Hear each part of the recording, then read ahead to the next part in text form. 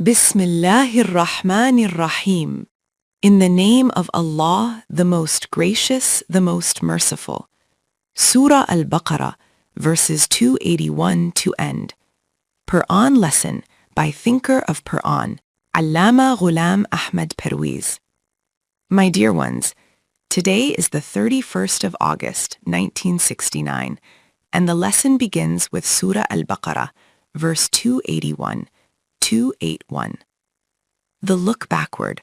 Whatever man takes above the principle is riba. It is the earnings of another. Although this verse had incidentally appeared in the previous lesson, for the sake of continuity, I repeat it.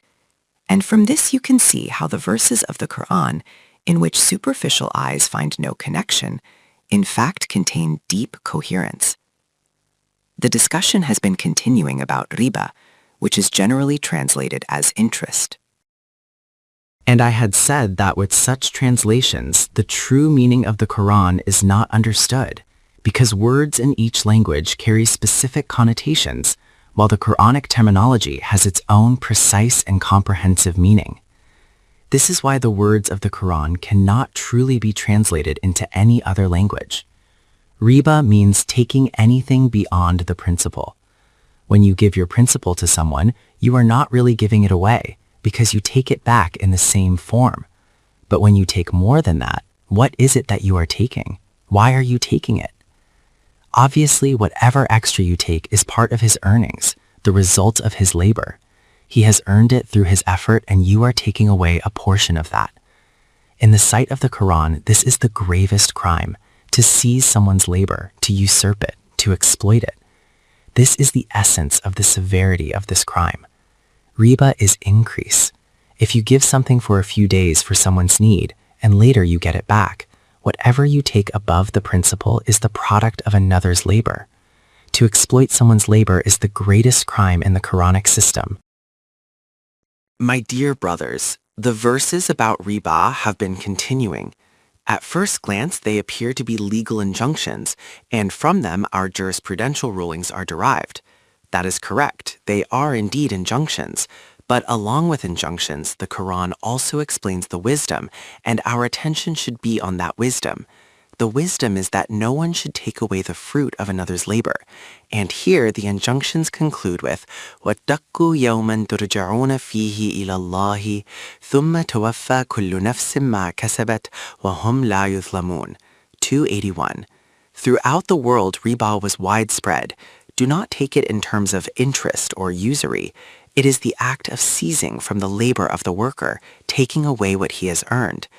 After declaring how grave a crime riba is, the Quran says, remember, now a new era is approaching.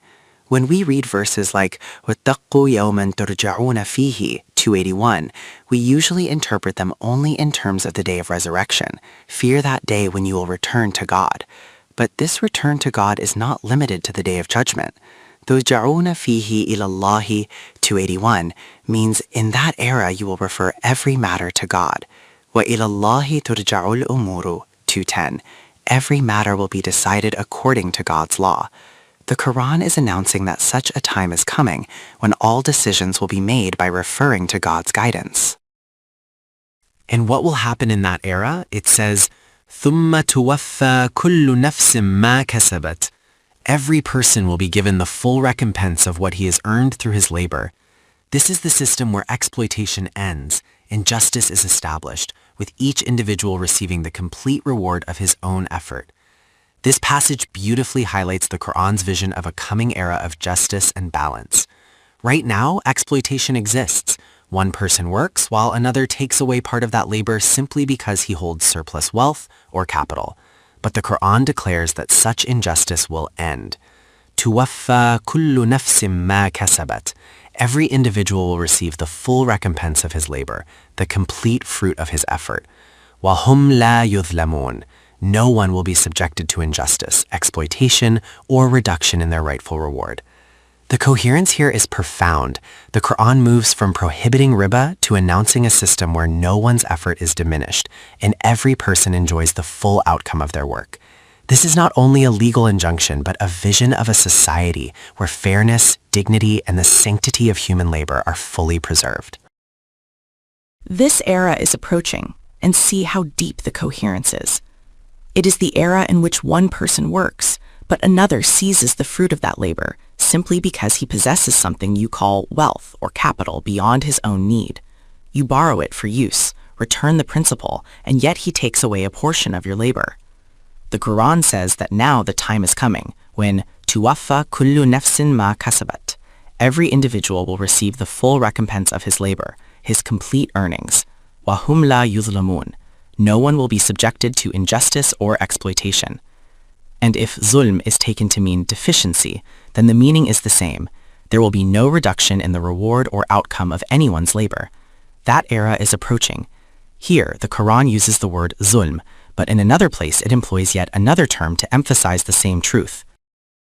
Era of justice where no one can seize another's labor.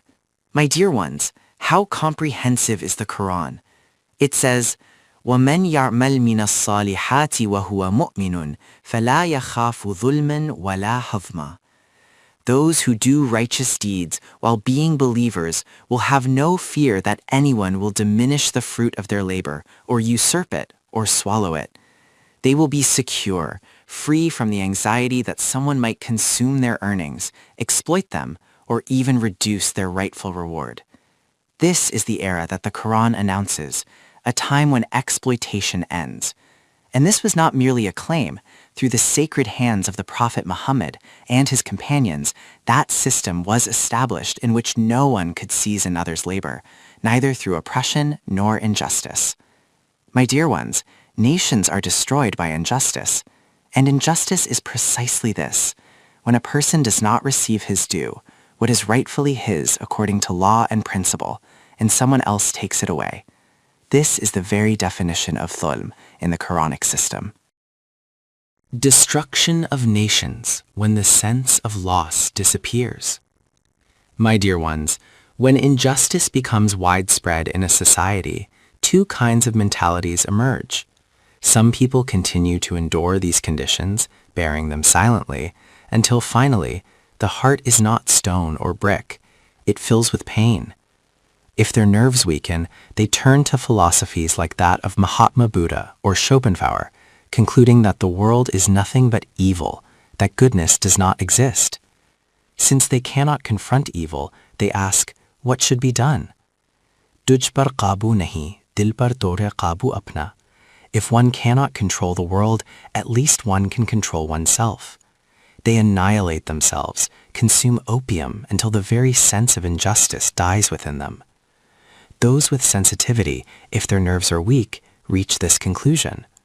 Humanity suffers because such people withdraw, shrink into corners, numb themselves in self-annihilation, abandoning the world. And when the sensitive retreat into silence, the forces of oppression grow bolder and reckless. Forces of oppression, Buddha's philosophy of life, St. Paul's thinking, and the decline of Christianity. The forces of oppression encourage such philosophies, patting them on the back. More than half the world became followers of Mahatma Buddha's philosophy. Evil and injustice cannot be eradicated, so withdraw and step aside. The result, even leaving aside the rest of the world, was that within India itself, Brahmanism rose, bringing tyranny and oppression that continues to this day. This happened because those with sensitivity adopted this philosophy upon themselves.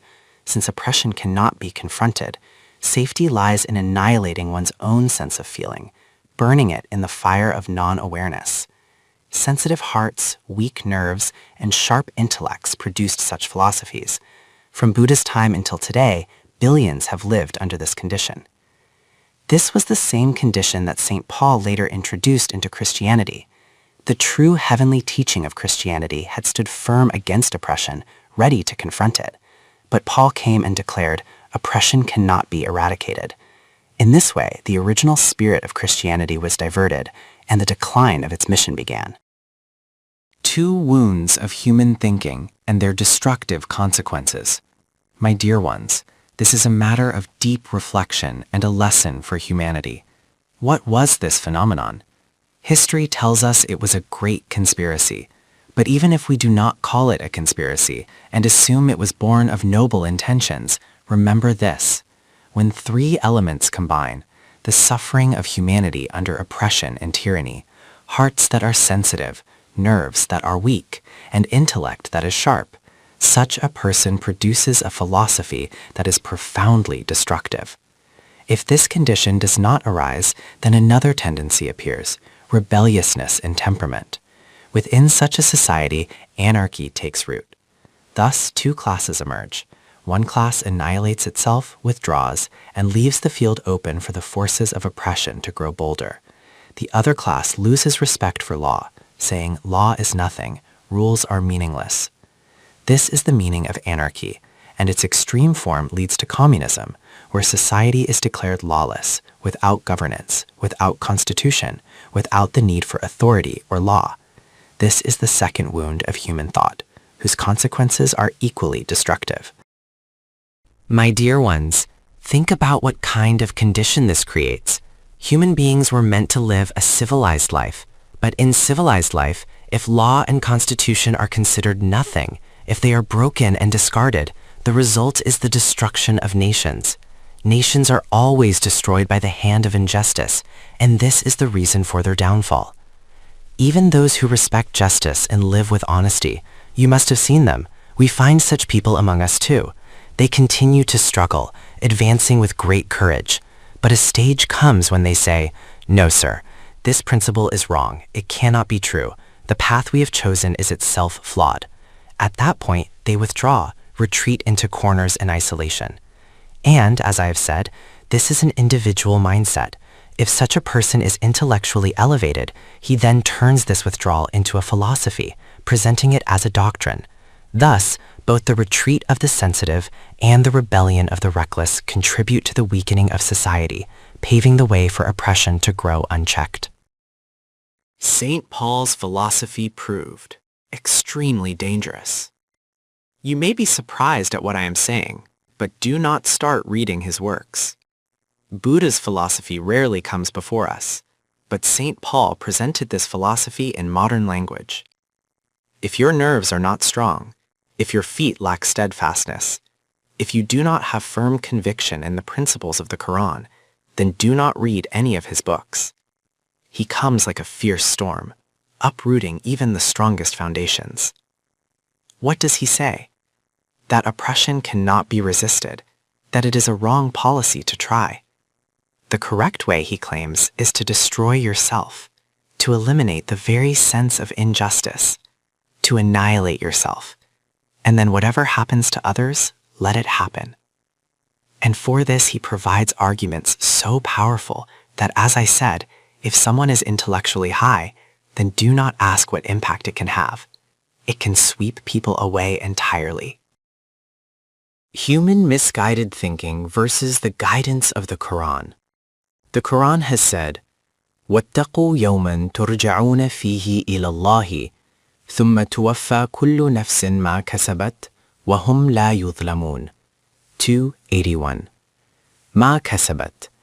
This means that every laborer will receive the full recompense of his labor, and absolutely no injustice will be done to him. And when there is no injustice, then consider how far humanity progresses. Injustice is like a parasitic plant that overshadows human society. You have seen how, after the verses of riba, this final verse establishes such deep coherence. I would say that the reason behind the injunctions is explained here, and it is clarified that the Quran did not come merely to deliver sermons. It has said, وَاتَّقُوا يَوْمًا, O you who seize the labor of others, fear that coming era in which no one will be able to take away another's labor. Fear that coming era. This was the era that was established through the sacred hands of the Prophet ﷺ. Quranic system and interim guidance until society is established. Then the next discussion began. Here the subject was riba. Until that system is established, human needs arise and must be fulfilled. It was said that if someone has surplus and another is in need, then give it as a loan. It will be returned, but do not take anything from his labor. See how simple the matter is. just give the loan. Yet in human dealings, the Quran emphasizes good conduct so strongly that, as I had mentioned, this verse explains that loans should be written down. What kind of writing should it be? The longest verse in the Quran is precisely about this, because you will see that many corruptions in society arise when transactions are not conducted according to law and regulation. At the time, people would say, it is just between us, no need to write, we trust each other. But later, problems would arise. Therefore, the Quran gave a clear directive. Ya ayyuhalladina amanu, ida tadayantum vidainin ila ajalin musammam faktubuhu. O you who believe, when you contract a debt for a fixed term, write it down. This is a command. Faktubuhu, write it down. And after this, the verse continues with detailed guidance. As I have said, the Quran does not overlook even the smallest details of social life. What may appear to be a minor matter often has far-reaching consequences. Faktubuhu, write it down. وَلْيَكْتُبْ بَيْنَكُمْ كَاتِبٌ بِالْعَدْلِ. Let one who knows how to write record it with justice. At that time, reading and writing were not yet common, but it was not such a backward society as is sometimes imagined. The very fact that the Quran commanded that even small transactions should be written down and that the scribe must write with justice shows that there were enough scribes present. Or, one may say it was the blessing of Islam itself. If it is true that at the time of the Prophet's mission in Makkah, only 17 people knew how to read and write, then soon after, due to Islam's strong emphasis on knowledge, the number of literate people increased rapidly. Thus, the Quran instructed, whenever you enter into such a transaction, write it down and let the scribe record it with justice. The situation of reading and writing was such that regarding the Prophet, sallallahu alaihi wasallam, the Quran itself bears witness that until the time of prophethood, you did not know how to read or write. But afterwards, the emphasis on learning was so strong that the Prophet said, acquire knowledge even if you have to travel to China. Could it then be possible that he himself, while sitting in Medina or Mecca, would not acquire knowledge? God forbid, God forbid. That would be a great contradiction. A person who tells others that acquiring knowledge is obligatory upon every Muslim man and woman, yet he himself does not acquire it? As I have just mentioned, the one who sends others to China for knowledge, would he himself remain idle? Before prophethood, he did not know how to read or write. But from this, a very important conclusion is drawn. It was not that he secretly spent 40 years reading all the books of the world, absorbing all the philosophy of mysticism and wahdat al-wujud from the writings of Ibn Arabi, and then quietly declared himself a prophet. This was a significant point that, before prophethood, the Prophet ﷺ did not know how to read or write. Therefore, the question does not arise that he might have read other people's books and then claimed prophethood. A person who did not know reading and writing before, and yet the very first revelation that came to him still stands today as a standard in the sciences of the world. This itself became a proof in evidence. It refuted the common allegation that he had read the books of Christian priests, Jewish rabbis, or Hebrews, listened to their words, and repeated them. In reality, the Quran itself testifies, min qablihi, 29:48. Before prophethood, this was your state, not after. And then, as the head of a state, could it be that he would remain illiterate for the rest of his life? Certainly not. The command was given, the scribe must write with justice. This shows that literacy and writing were emphasized, and the Prophet ﷺ himself embodied the principle of knowledge and justice in all dealings. As I have mentioned, this is the longest verse in the Quran. وَلَا يَأْبَ كَاتِبٌ أَنْ يَكْتُبَ كَمَا عَلَّمَهُ اللَّهُ فَلْيَكْتُبْ. The subject is financial dealings, but the instructions are general. Whoever knows how to write should not withhold his skill when someone needs to benefit from it. He should not say, "Go away, I have no time. Why should I write for you?" This is not the attitude the Quran permits. If someone requires your knowledge, the Quran has already commanded, do not refuse. The one who can write must write, and he must do so with justice, as Allah has taught him. This shows how even the smallest social interactions are given ethical guidance, ensuring fairness and responsibility in every aspect of communal life. Quranic concept of rizq. وَمِمَّا رَزَقْنَاهُمْ يُنْفِقُونَ 2:3.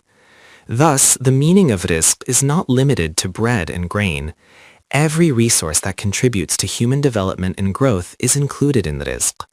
Whatever is granted to someone for the nourishment of human capabilities, all of that falls under the category of rizq. According to the Arabic language and the usage in the Quran, rizq must remain open and accessible. Yunfiqun means not to tie it up in knots and sit on it. The Quran commands, do not hoard it, keep it open. Whoever needs to benefit from it should have access. Even your knowledge is part of rizq, and it too must remain open. Therefore, the scribe must not refuse to write. His knowledge is also a form of rizq, and he is commanded to use it with justice and generosity. Human capacity for knowledge and earth's productive power attributed to God. Here it is said, Kama allamahu Allah 282. Although man himself acquires knowledge, the Quran declares that it is Allah who enabled him to acquire it. The ability to gain knowledge is a gift from God. The effort in acquiring knowledge is man's, but the fundamental capacity is divinely bestowed. This is the same principle I mentioned earlier regarding the earth. Allah said, you labor upon it, and then crops grow. You toil in his earth, but the capacity for production is granted by him. The sunlight is his, the heat is his, the water is his, the winds are his. In this business, in this enterprise, your share is only the effort. When the time comes to harvest, Allah says, give his rightful share, for the rest belongs to him. Thus, whether it is the human ability to learn or the earth's ability to produce, both are attributed to God. Man's role is effort, while the foundation, the capacity itself, is from Allah. It was clearly stated when the question arose, to whom should this share be given? Who is the recipient? The Quran answers, Mata'an lil-muqwin, 56:73. It is the portion of the hungry, and it must reach them. What I was explaining is that whatever man acquires, the effort is his own, but the abilities to acquire, the faculties of attainment, all of these are freely given to him. These freely given capacities are described as God's gift. That is why he declares that whatever you earn is a joint enterprise between you and him. You exerted effort, while he, in today's terminology, invested the immense capital, the earth, the sun, the water, the winds. Therefore, you take your share of labor, and he asks for nothing from that. But his rightful share must be given to him. And where should it be spent? On those in need, the destitute, the hungry. What a system this is. My dear ones, these are the foundational principles of Islam's system. People often seek similarities, saying, look, according to the Quran, there is no private ownership of land, and according to communism, there is no private ownership of land. Therefore, the Quran and communism are the same. But this is a superficial comparison. The real difference lies in the foundation. In communism, there is no motivating force for man to share what he has acquired. Why should he give to another? Islam, however, creates this motivation by declaring whatever you have acquired is a joint enterprise. There is partnership, but who are the partners? You and God. You take your share, and God asks for his share. And what is God's share? It is to be distributed among those who lack the capacity to earn, or whose enterprises have stagnated. Thus, Islam establishes a system where man's effort is honored, but the divine share ensures justice, compassion, and the sustenance of those in need. This is the profound difference between communism and Islam. Qarun's capitalist mentality and the Quranic command. What did Qarun say? When he was told that he had acquired immense wealth, the Quran instructed, وَلَا تَنْسَ نَصِيبَكَ مِنَ الدُّنْيَا. Do not renounce worldly possessions entirely. Do not become ascetic. If you do not wish to give to others, then at least spend upon yourself. But such people fall into the trap of miserliness. You may see them reducing even their own sustenance, eating less just to save a few coins, while their treasure chests overflow. It is as if the Quran says, if you will not share with others, then at least take your rightful portion from the world. Yet the rest of the wealth is not yours. Qarun argued, this wealth I have acquired through my own knowledge and skill. Therefore it belongs solely to me, and no one has the right to interfere. The Quran's reply was decisive. Ask him, from where did he purchase those abilities and skills? The talents he claimed as his own were in fact gifts from Allah, not commodities he had bought. Thus his argument collapsed, exposing the arrogance of capitalist mentality against the divine principle of justice. State system does not run merely on emotions. It also demands sacrifice. My dear brothers, this is the foundation where Islam's system differs from all other systems of the world. In other systems, this basis does not exist. In Islam, it is called Iman Billah, faith in Allah. That is, belief that every ability is granted by Him. And then the question arises, the share that belongs to Him, which He gave me through His gifts, to whom should I deliver it? Systems operate in this way. They do not run merely on emotions. I was explaining that the Quran says, كَمَا عَلَّمَهُ اللَّهُ, a straightforward verse about recording loan transactions. Yet see how much guidance the Quran provides within it. It says, وَلَا يَأْبَ كَاتِبٌ, the scribe must not refuse.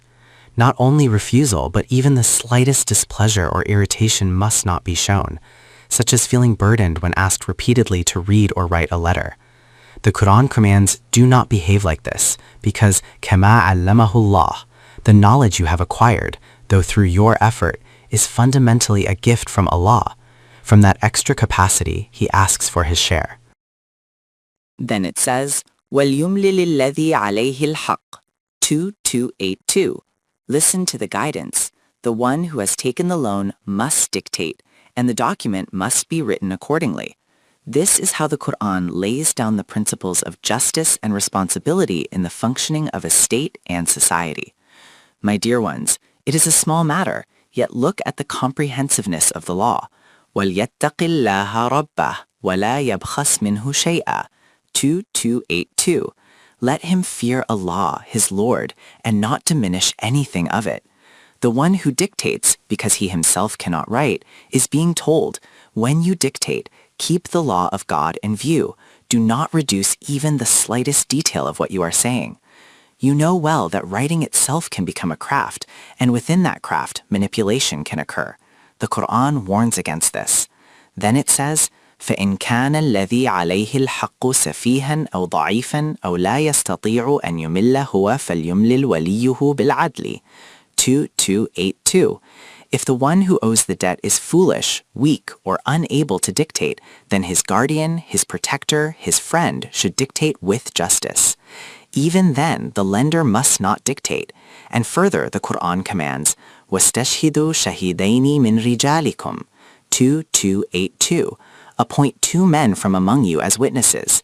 This is how the Quran ensures fairness, accuracy, and protection for all parties in even the smallest financial dealings. Women's testimony in life's affairs and its reality. Now comes the verse, very important, and my daughters and sisters will likely pay close attention to it. The Quran says, فَإِن لَمْ يَكُونَا رَجُلَيْنِ فَرَجُلٌ وَامْرَأَتَانِ مِمَّنْ تَرْضُونَ مِنَ الشُّهَدَاءِ. If 2 men are not available, then 1 man and 2 women from among those acceptable as witnesses should be appointed. This is where people often raise objections. They claim that the Quran says women are of deficient intellect, that 2 women equal 1 man, but where did they hear this? They point to the verse, if 1 man is not found, then 2 women should be taken. Yes, it is written, but the matter requires careful thought.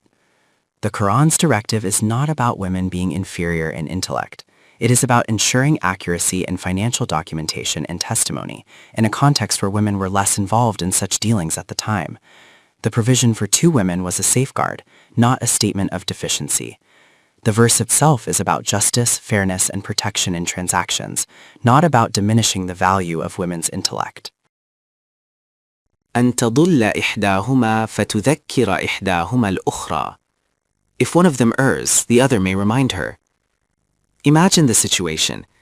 Even today, when education is widespread and women are more informed than before, still, for the first time, if a woman is brought to stand in the witness box of a court, the experience can be overwhelming. In fact, even men who are educated and confident can feel shaken when they first stand before a magistrate. The accused is present, the judge is questioning, and the atmosphere itself can cause trembling lips, pale faces, and nervous silence. The Quran acknowledges this human reality, that nervousness or confusion may occur, and therefore provides a safeguard. If one woman falters, the other can support and remind her. This is not a statement of deficiency in intellect, but a recognition of the psychological pressure of legal proceedings, ensuring that justice is not compromised. Social condition of women in the early era. When a woman stood in the witness box for the first time, even today such a situation can be overwhelming, but imagine the condition of women in that era. The Quran makes it clear, وَإِذَا بُشِّرَ أَحَدُهُمْ بِالْأُنْثَى ظَلَّ وَجْهُهُ مُسْوَدًّا وَهُوَ كَظِيمٌ. When one of them is given the glad tidings of a daughter, his face darkens with grief and he hides away, pondering whether to keep her alive in disgrace or bury her in the earth. This was the social position of women. The birth of a girl brought mourning to the household. Then the Quran says, أَوَمَنْ يُنَشَّأُ فِي الْحِلِيَّةِ. At most, she was adorned with ornaments like a doll, without education, without training, without any participation in affairs. In Arab society of ignorance, when the birth of a girl darkened faces, the highest honor given to her was a few pieces of jewelry. And then the Quran describes their condition. وَهُوَ فِي الْخِصَامِ غَيْرُ مُبِينٍ. When it came to disputes or matters of justice, she could not present her case clearly. Though she had a tongue, she was as if mute, unable to articulate her position. This was the state of women in the earliest era, which the Quran exposed and sought to transform. This is the woman who is being called for testimony. It is a very natural matter. Even today in our society, elderly women rarely go anywhere alone. If they are going to a wedding or to offer condolences, they say, "Sisters, come along with me for a while." They take someone of their own gender with them, and that companionship strengthens them. Among strangers, having someone of their own kind gives them courage. Thus, when the Quran prescribed that another woman should accompany her, it was simply to provide her with moral support and encouragement. Quranic clarification regarding two women's testimony. Listen to what the Quran says. The Quran does not state that if two women come forward for testimony, their statement should be taken separately and then combined to equal one man's testimony. The Quran does not say that both women's testimonies must be recorded. What it says is that the second woman should stand alongside the first. If the first becomes confused in court, the second can remind her, "No, it happened like this," and then she recalls the matter correctly. That is all. So understand clearly, the Quran did not require that both women's testimonies be taken. The point of reflection is that there are not two witnesses equal to one man. It is one testimony but with the possibility that the witness may falter. The Quran itself described women's social condition at that time as غَيْر مُبِينٍ فِي الْخِصَامِ, unable to present their case clearly in disputes. In such a male-dominated court environment, confusion could occur. That is why the verse uses tadilla, meaning to become confused or forget something. The second woman is there so that إِحْدَاهُمَا فَتُذَكِّرَ إِحْدَاهُمَا الْأُخْرَى, 282, one may remind the other. The Quran began from this point regarding women, and after beginning here, it then elevated her status. That is another subject altogether. Whenever the Quran's mention comes of how it raised women and what it made of her, I will explain. This specific topic is that the woman was described as غَيْر مُبِينٍ in speech, unable to present her case clearly. The Quran then says what should happen after that. Incidentally, let me add, you may think of the Hur of paradise. In this world, you do not find women with the attributes of Hur. Our daughters and sisters here cannot possess those qualities. You will have to look for that in the hereafter. My dear brothers, they are right here in this world as they are. Rebirth era of woman. The Quran says, "Inna ansha'nahunna insha'a." 56:35. We will now give woman a rebirth, making her into a new creation. The woman who was once غَيْر مُبِينٍ in her disputes, whose birth darkened her father's face, that woman will be granted a new existence. My dear ones, listen to the Quran's words. فَجَعَلْنَاهُنَّ أَبْكَارًا 56:36. She will become an entirely new creation. And what will be the quality of this new creation? Uruban atraba, 56:37. Created from the same clay as man, eloquent in speech, equal in companionship. The Arabs prided themselves on being eloquent, unmatched in expression. The Quran says, the woman who was once غَيْر مُبِينٍ, through Quranic education and training, will undergo a rebirth and become eloquent, articulate, and equal. What a profound transformation. The Quran does not speak of her in terms of worldly distortions or perversions. It declares, we will make her a completely new creation, uruban atraba, eloquent and equal. Creation of man and woman from the same clay. My dear ones, the two words atraban refer to clay. Turab means soil, And the Quran says that man and woman are created from the same clay. Oroban, just as the Arabs called themselves eloquent in speech, so too will she become eloquent. It is clear that when her condition becomes like this, she will be able to present her case. She will be able to argue her matters. Then her state will be such that she will come out of confusion in these affairs. Woman as head of state and her testimony. My dear ones, the Quran says, Ba'thukum min ba'th, 3:194. Men and women are of one another, alike in essence. See how the Quran carries them side by side through every aspect of life. It declares, Innal muslimina wal muslimat, wal mu'minina wal mu'minat, wal qanitina wal qanitat, 33:35. In every sphere, men and women are shown as equals. Even further, it says, Sa'ihatin, 6:65. Men who travel and women who travel. Thus, when this woman rises to the position of head of state, she will stand as her own witness, equal in responsibility and authority, just as the Quran has placed her alongside man in every domain of life. Quranic wisdom of written testimony in life's affairs. The matter moves further. The Quran says, appoint 2 witnesses. If 2 men are not available, then include 2 women, so that this arrangement may be ensured. وَلَا يَأْبَ الشُّهَدَاءُ إِذَا مَا دُعُوا, 2282. When witnesses are called, they must not refuse to come. Then it emphasizes, وَلَا تَسْأَمُوا أَن تَكْتُبُوهُ صَغِيرًا أَوْ كَبِيرًا إِلَى أَجَلِهِ, 2282.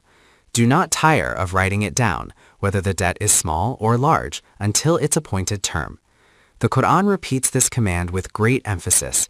Every transaction must be documented. This is not the arbitrary decree of a dictator. The Quran has given a book, a law, and then it explains the wisdom. ذَلِكُمْ أَقْسَتُ عِنْدَ اللَّهِ وَأَقْوَمُ لِلشَّهَادَةِ وَأَدْنَى أَلَّا تَرْتَابُوا, 2282. This is more just in the sight of Allah, more reliable for testimony, and closer to preventing doubt. The purpose is clear, so that later disputes do not arise. If conflict does occur, the written document will testify to the truth of the matter. In the sight of God, it is better that you accept what has been commanded. The essence is, Adna alla tartabu, so that no doubt remains, no disputes arise, and your relationships are not damaged. That is why this directive is given.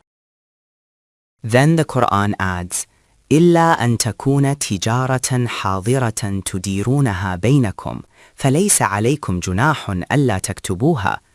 But if it is a present trade conducted among you, then there is no blame upon you if you do not write it down. For example, in shopkeeping, a customer may ask for a bundle from another shopkeeper because he does not have it at hand, and then return it half an hour later. For such small, immediate exchanges, there is no need for documentation. The wisdom is clear. If every minor transaction required writing and witnesses, business itself would come to a halt. Thus, the Quran distinguishes between long-term debts, which must be documented, and small, immediate trades, where flexibility is allowed. My dear ones, what a remarkable book this is! It speaks of the heights of the heavens, yet also descends into the smallest details of our daily affairs. The Quran says, وَأَشْهِدُوا إِذَا تَبَايَعْتُمْ وَلَا يُضَارُّ كَاتِبٌ وَلَا شَهِيدٌ. When you engage in trade, appoint witnesses, and neither the scribe nor the witness should be harmed.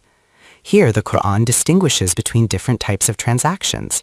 For long-term contracts and larger deals, it commands, write them down, record them carefully. But for tijaratan hadiratan tudirunaha, the immediate day-to-day exchanges that turn over quickly, it allows flexibility. These are the small trades that happen throughout the day, and for them the Quran does not impose the same level of documentation. Thus, the wisdom is clear. The law of God is comprehensive, balancing justice with practicality, ensuring fairness without burdening daily commerce. Protection of witnesses in testimony. But if the business matter is long-term, then it must be written down, and the one who writes should not be harmed, nor should the witness suffer distress. Often people avoid giving testimony because, in reality, those involved in the case face less hardship, while the poor witnesses suffer the most, spending entire days in court, pressured by one party and then the other to testify. Many who were harassed in court were simply there to record their testimony. This happens daily. The Quran reaches this point and declares, وَلَا يُدَارَّ كَاتِبٌ وَلَا شَهِيدٌ. 282. Neither the scribe nor the witness should be subjected to harm. And remember, وَإِن تَفْعَلُوا فَإِنَّهُ فُسُوقٌ بِكُمْ. 282. If you do so, you will deviate from the correct pattern. وَاتَّقُوا اللَّهَ. 282. Guard the law of God. وَيُعَلِّمُكُمُ اللَّهُ. 282. These are teachings from God Himself. وَاللَّهُ بِكُلِّ شَيْءٍ عَلِيمٌ. 282. And Allah is all-knowing of everything. Quranic guidance for mutual transactions during travel.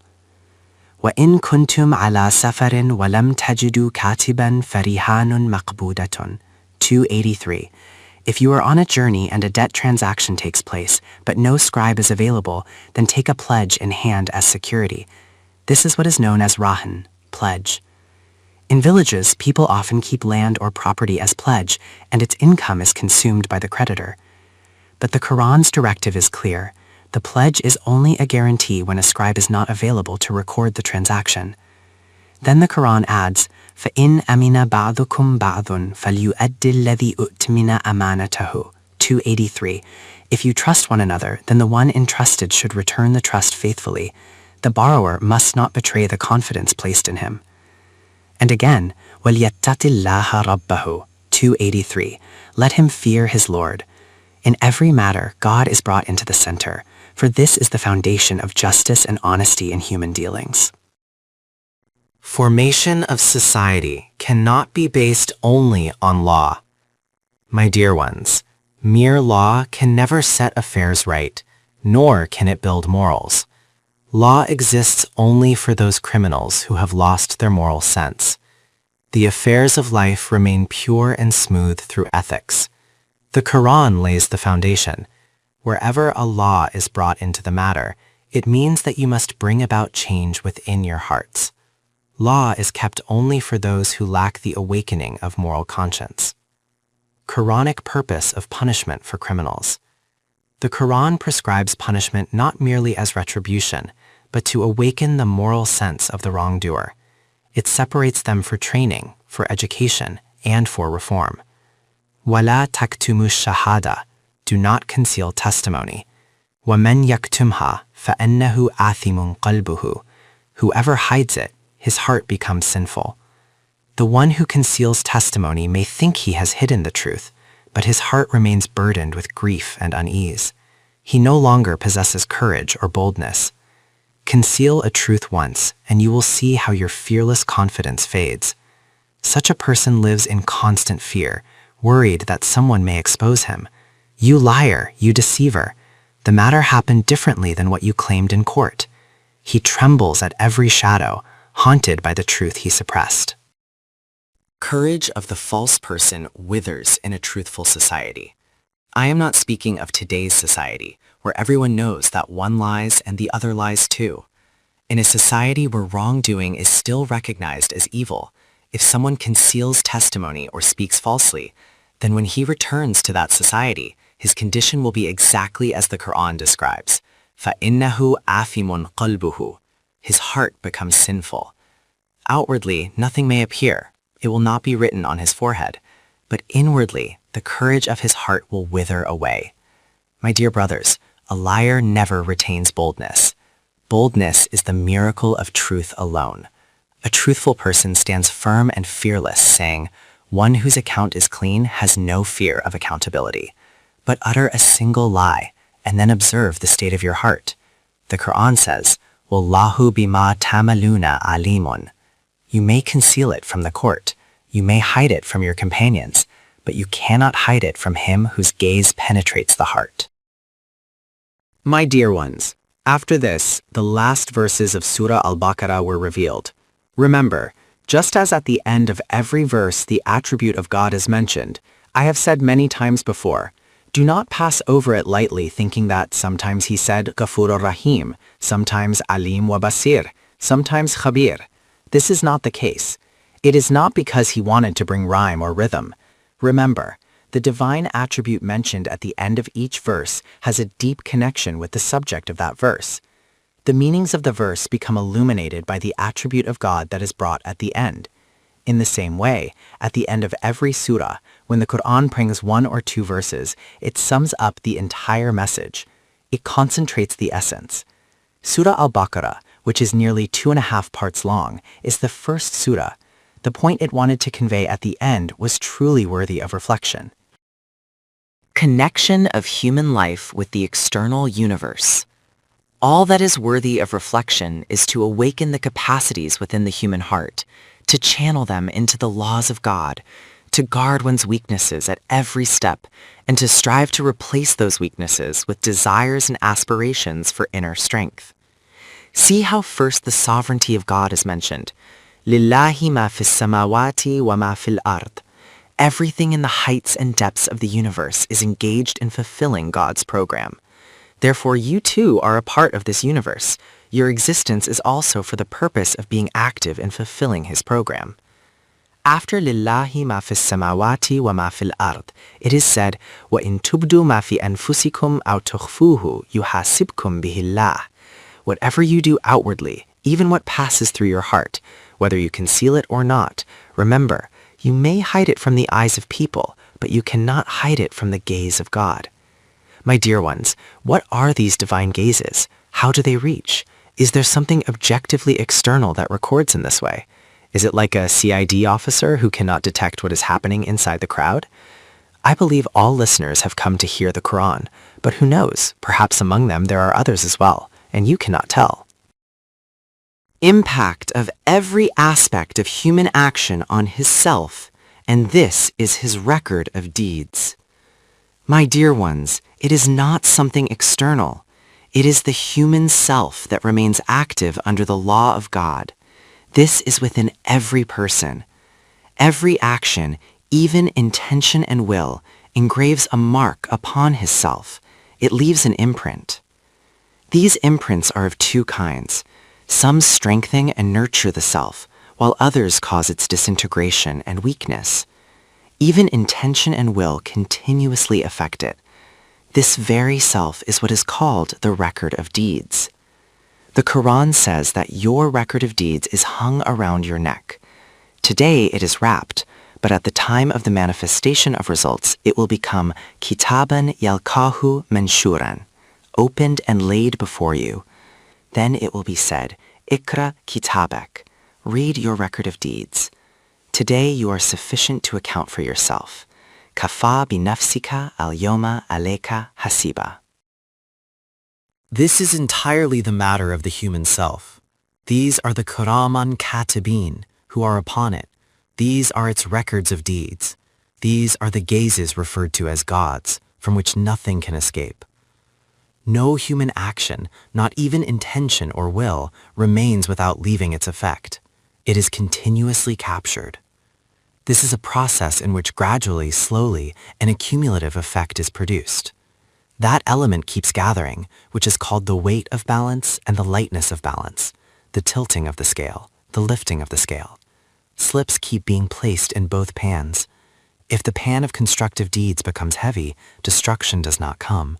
But if slips keep piling up on the other side, then metaphorically speaking, when it tilts, destruction arrives.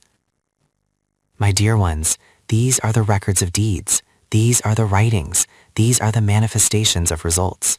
This is paradise and this is hell, both in this world and after death. Man cannot escape by thinking that suicide will end the matter. He cannot escape its grip.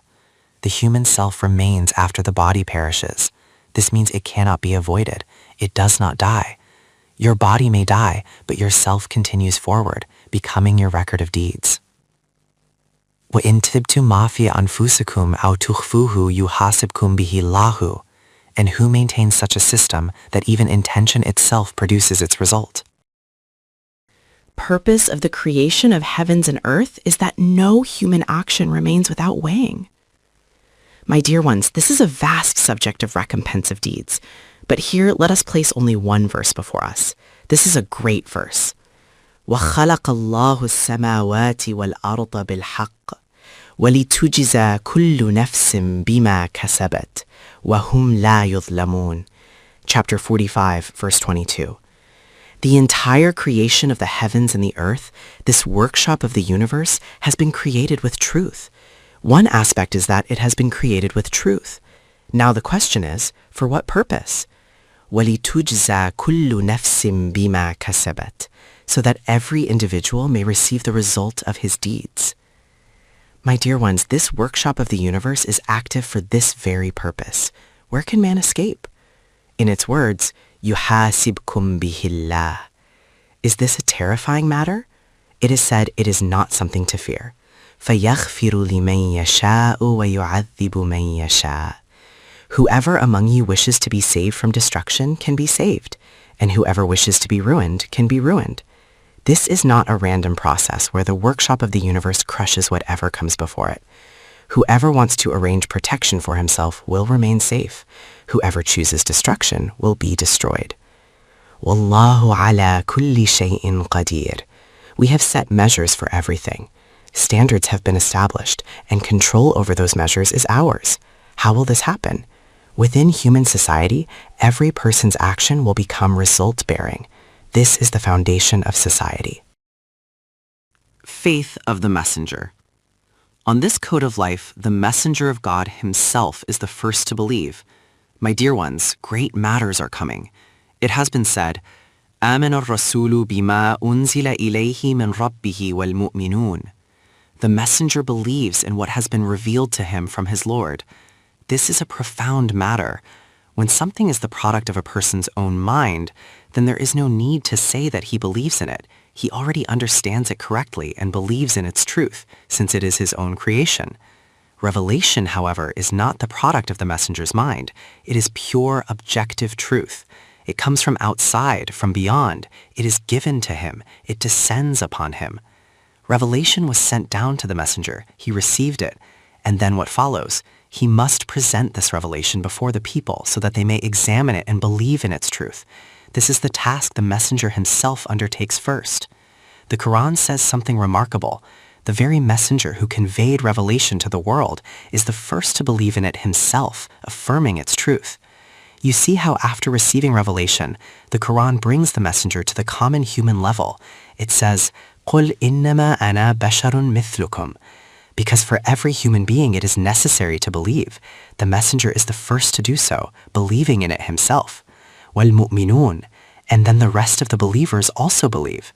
كُلٌّ آمَنَ بِاللَّهِ وَمَلَائِكَتِهِ وَكُتُبِهِ وَرُسُلِهِ. All of them, including the believers and the messenger, believe in Allah, believe in the angels, believe in the books, and believe in the messengers. This subject will appear later. These are called the 5 components of faith. Now the question arises, what do they mean? What happens when one believes in them? What happens when one denies them? This subject will come up, perhaps in one lesson or later in 2 or 3 lessons. For now, I move forward. Respect for religious leaders.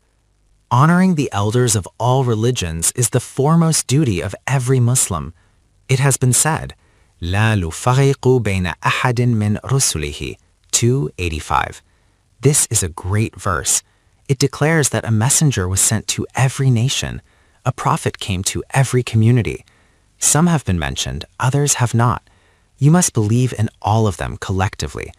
If a nation calls one of its great elders the founder of its religion, then say it is possible that he was a messenger of God, and accept it. In what capacity will you accept it? لا نفرق بين أحد من رسله. In their capacity as messengers, no distinction will be made among them. This is such a great tolerance. Tolerance can sometimes mean indifference, but here it is positive. The Quran teaches respect for the great leaders and elders of all religions. You cannot utter a word of disrespect against any of them. We are obliged to believe in them as messengers, even if collectively, and such belief that we cannot differentiate between one and another messenger. This is faith. Duties after faith and their explanation. Bring faith, and after that, what follows? Is it simply a matter of ease and comfort? No. Qalu, after bringing faith, it is said that our way begins with وَقَالُوا سَمِعْنَا. Say to the messenger that we have heard. After hearing, what is said? Not that this reward should be passed on to so-and-so, rather, سَمِعْنَا وَأَطَعْنَا. We have heard and now we obey. My dear ones, here faith reaches completion. This is Samarna wa Attarna, Ghufranaka Rabbana wa ilayka al-masir. From every evil of the world, from every destructive force, if refuge can be found, it is within this fortress. O my Lord, let this faith exist. Let this action be. Let this system be established, with its foremost center being the sacred personality of the Messenger sallallahu alaihi wasallam. Listen to his word and then bow your head. Atharna. These commands, these laws, these regulations that have been given to you, perhaps some temperaments may feel that certain restrictions are severe and may ask why restrictions were imposed at all, that they should not exist. La yukallifullahu nafsan illa wus'aha. Here too, a meaning is often taken incorrectly. It is said that God does not make any person responsible, does not bind him, does not impose any responsibility except illa wus'aha, within his capacity. But if capacity is left to each person to define, then one who possesses wealth and abundance may give only a single coin to the poor, and when asked for more, he may say, this is all within my capacity. If man himself is to determine his own capacity, then you can imagine the outcome. These words are often taken to mean that after doing a little, one may qaim la yukallifullahu nafsan illa wus'aha. But in reality, the meaning is quite different. Discipline and expansion of the self. The restrictions imposed by the Quran create expansion within the human self. It is declared that the restrictions which appear to limit you, to confine you within boundaries, are not meant to diminish you. The walls drawn, the limits applied, the rules enforced, these are not to reduce your being. Illa wus'aha. Through them, your self gains expansion. Mishawad as jabr peda ikhtiyar. My dear ones, within discipline, abilities emerge. Water flowing from mountains, when channelized, becomes a river, a canal, or a stream, bringing benefit. Left uncontrolled, it becomes a flood. The boundaries set by the Quran are meant to channel your potential. By adhering to them, your self expands. For goodness, the word itself is khair. In Arabic, the roots of khair and ikhtiyar are the same. The more good you do, the more your capacities expand. The more you obey these restrictions, the more your self develops. Therefore, do not consider them shackles imposed by a tyrant or dictator. La yukallifullahu nafsan illa wus'aha. When God imposes these limits, it is so that your self may expand. Laha ma kasabat wa alayha maktasabat. The law regarding the self is that whatever wrong it does, it bears the loss itself, and whatever right it does, it gains the benefit itself. These restrictions are so that the self may act rightly, remain within the proper channel, and thereby gain benefit. With benefit comes expansion. Difference between kasabat and iktasabat and its result. My dear ones, there are two words here. Reflect upon them. Laha ma kasabat wa alayha maktasabat. 286. Both kasabat and iktasabat come from the same root, kasaba. In Arabic, when the form changes, the meaning changes. Listen and rejoice. Laha ma kasabat. The particle laha in Arabic generally indicates benefit. It is called la nafi'. Alayha is used when something goes against someone. Laha indicates benefit for the self in certain actions. Kasabat means those deeds done for oneself and for others collectively, bringing benefit to the self as well as to others. Iktasabat means deeds done solely for one's own benefit. Alayha ma iktasabat, 286, means that when you act only for your own gain, neglecting the benefit of humanity, it brings harm to you. But when you act in a way that benefits both yourself and others, it brings benefit to you. Thus, in kasabat and iktasabat, two forms of the same root present two principles. The Quran sets forth two great principles. وَأَمَّا مَا يَنْفَعُ النَّاسَ فَيَمْكُثُ فِي الْأَرْضِ.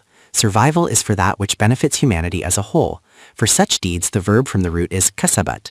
For deeds that serve only personal gain, the form iktasabat is used. When you act in ways that bring good to yourself and to others, you gain benefit. When you act only for yourself, beware, you will bear the loss. The Quran says establish a society where people work together, moving step by step toward the destination determined by God, journeying as a caravan. Difference between intentional actions and unintentional slips. It is true that sometimes slips occur, sometimes mistakes happen, sometimes forgetfulness overtakes us, and desires stir within the heart. Rabbana, O the one who has taken responsibility for the growth of our being, Our desire is that if a slip or an error occurs, then la tuakhithna in nasina aw akhtatna. If with deliberate intent of the heart we commit a crime, then accountability is just. But if a slip of the foot occurs, if we forget, if the target is missed, then such should not bring punishment. Our desire is, my dear ones, that the greatest matter here is what I often say. As soon as a person accepts responsibility for his mistake, following the example of Adam, and confesses, saying, Rabbana dhalamna anfusana, wa in lam taghfir lana wa tarhamna lanakunana minal khasirin. Yes, I have wronged myself. Confession as a prerequisite for reformation. My dear ones, as soon as one confesses, I am responsible for my mistake, reformation begins. But when, like Iblis, one says, I am not responsible, you led me astray, then it is declared that his reformation cannot occur until the day of judgment. This is what is meant when it is said that Iblis became accursed. To be accursed is not merely to be cast out, as when people say, remove the watchman, throw him outside. It means that such a mentality cannot be reformed. True reformation belongs to the mentality that acknowledges, I am responsible for my mistake. Here lies the intensity of desire expressed. Intensity of desire as prayer, and the literal meaning of la tahmil. My dear ones, when desires intensify and spontaneously flow from the tongue, this is called prayer. It is said, رَبَّنَا لَا تُؤَاخِذْنَا إِن نَسِينَا أَوْ أَخْطَأْنَا رَبَّنَا وَلَا تَحْمِلْ عَلَيْنَا إِسْرًا كَمَا حَمَلْتَهُ عَلَى الَّذِينَ مِن قَبْلِنَا. 2:86. The sacred mission of the Prophet sallallahu alaihi wasallam was defined as وَيَضَعُ عَنْهُمْ إِسْرَهُمْ وَالْأَغْلَالَ الَّتِي كَانَتْ عَلَيْهِمْ 7:157. This came so that humanity might break the chains in which it had bound itself and cast off the heavy burdens it had placed upon its own shoulders. The desire expressed here is that unlike the previous nations who bound themselves in self-imposed restrictions and crushed themselves under heavy burdens, our condition should not become the same. The phrase la tahmil, 2:86, does not mean do not place such a burden upon us lest we perish. Rather, it expresses the desire that such a condition should not arise for us as it did for those before. The restrictions and obligations of God's system are for the expansion of the self, not for its suppression. Human beings imposed self-made restrictions upon themselves. These self-created devotions and attachments became sources of fear and dread, binding them with laws and limitations of their own invention. These man-made sharias, with chains at every step, left humanity unable to walk even a single step in freedom. The desire expressed is that we should not become like that. رَبَّنَا وَلَا تُحَمِّلْنَا مَا لَا طَاقَةَ لَنَا بِهِ 2:86. This is often translated as, O Allah, do not place upon us a burden which we have no strength to bear, as though if it were not said, he would impose it and we would perish. This translation is not correct. It is similar to the mistaken translation in Sura Al-Fatiha, صِرَاطَ الَّذِينَ أَنْعَمْتَ عَلَيْهِمْ 1:6. Show us the straight path, the path of those upon whom you have bestowed favor. غَيْرِ الْمَغْضُوبِ عَلَيْهِمْ وَلَا الضَّالِّينَ 1:7. Not the path of those who incurred your wrath, nor of those who went astray. The incorrect rendering makes it seem as if one is saying, do not show us the path of those with whom you dealt in such a way. A slight mistranslation leads far astray. The straight path is the path of those blessed by God's favors, not the path of those whose deeds were destroyed or who wander in valleys of confusion. This is the true meaning. Here too the matter arises. وَلَا تُحَمِّلْنَا مَا لَا طَاقَةَ لَنَا بِهِ 2:86. It does not mean, do not place upon us burdens which we cannot bear. Rather, it means, whatever burdens come, grant us the strength to carry them. The prayer is that when the obligations of the system are imposed, we should be given the proportional capacity to uphold them. As restrictions come from one side, strength should come from the other side. My dear ones, rights and obligations, rights and responsibilities. If balance is maintained between these two, society remains healthy. In a corrupt society under a tyrant, only the ruler has rights, while those beneath him bear all responsibilities and have no rights. The reaction to such tyranny in our context has been that those below now demand only rights, and more rights, while no responsibilities are being assumed. Observe the demands. Salaries must be fixed, allowances must be given, medical care must be free. This must be provided. That must be ensured. All of these are rights. Nowhere is it written that in return we impose these responsibilities upon ourselves, that we will do this or that. Without this balance, no society can achieve stability. The scene of arrogance and need in labor relations. I say that I do not hold them guilty, for reactions always come in extremes. Throughout history, tyrannical systems have prevailed, where those in power counted only their own rights. The concept of divine rights of the king appeared, and the ruler was considered the benefactor. When the employer gave wages, the laborer could not demand them as his right. After a full day's work, the worker would stand humbly in a corner, trembling, saying, "Sir, I have worked. Please give me my wages." At that moment, he dared not say, "Sir, don't you see I am waiting?" He trembled, poor and exhausted, after a day of toil, just to claim his rightful earnings. This was one extreme end.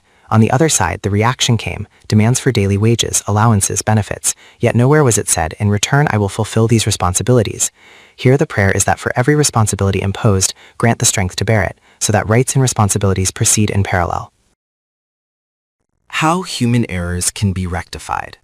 My dear ones, the Quran speaks profoundly on this matter. Wa'fu anna waghfir lana warhamna. 286. This is not simply saying, forgive us, pardon us, have mercy on us.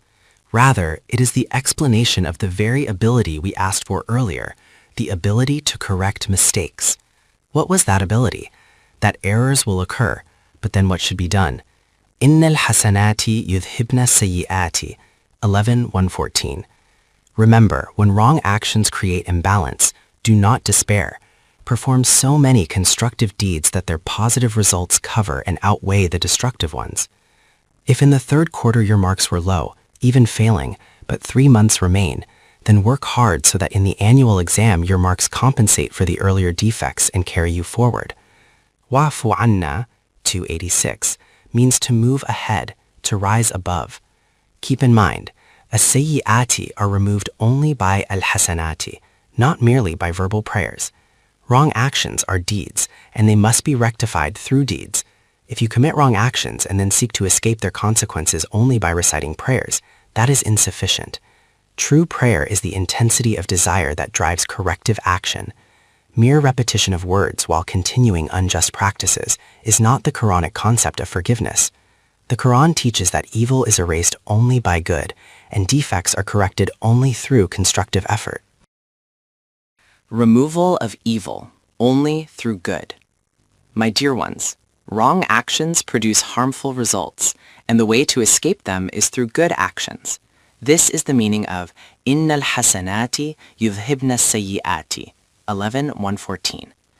Evil can only be erased by good, not merely by asking in prayer. Warhamna, 286. The word rahm does not mean mercy in the abstract sense. Rahm means the healing balm applied to a burn.